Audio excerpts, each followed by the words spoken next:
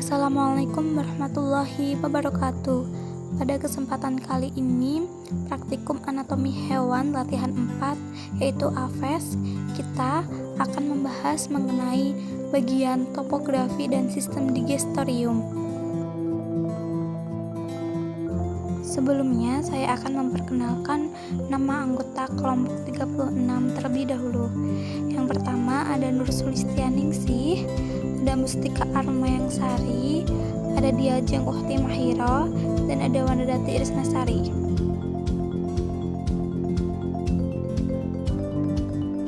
Pada praktikum AFES kali ini menggunakan preparat Columbalivia atau burung merpati. Saya akan menjelaskan pada bagian situs viscerum thoracis et abdominis atau disebut juga sebagai topografi, yang terdapat bagian-bagian sebagai berikut.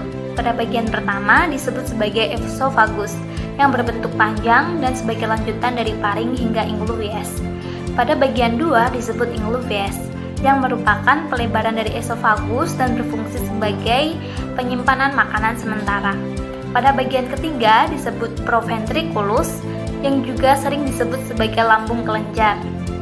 Pada bagian keempat disebut ventriculus yang memiliki struktur dinding otot yang tebal dan memiliki kelenjar pylorus.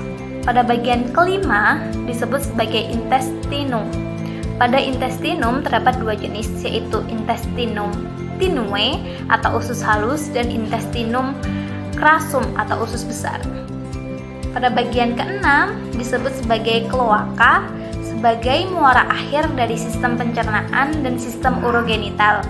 Pada bagian ketujuh disebut trakea, sebagai saluran pernafasan yang tersusun atas cincin-cincin kartilago yang disebut sebagai annulus trachealis.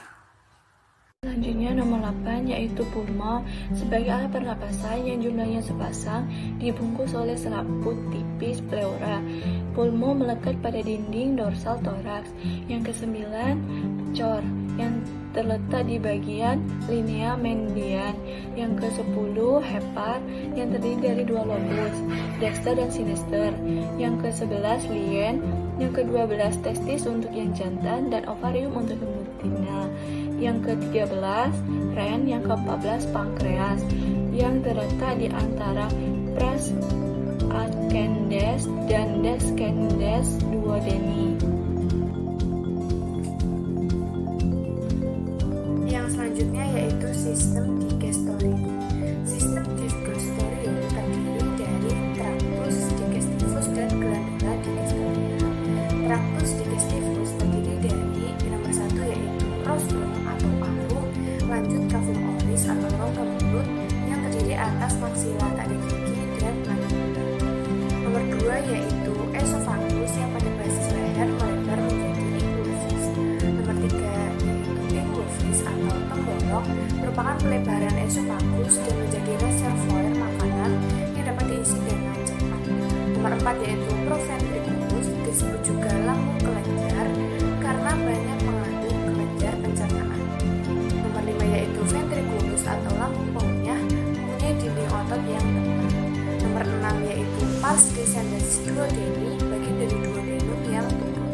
Nomor 7 yaitu pars ascendens duodeni, bagian dari duodenum yang naik.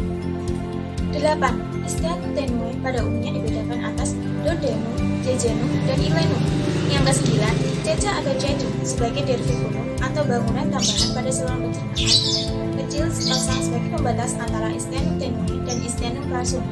Yang ke-10, istianum crassum berupa rectum. Yang ke-11, kloaka sebagai muara akhir tectus diverticus.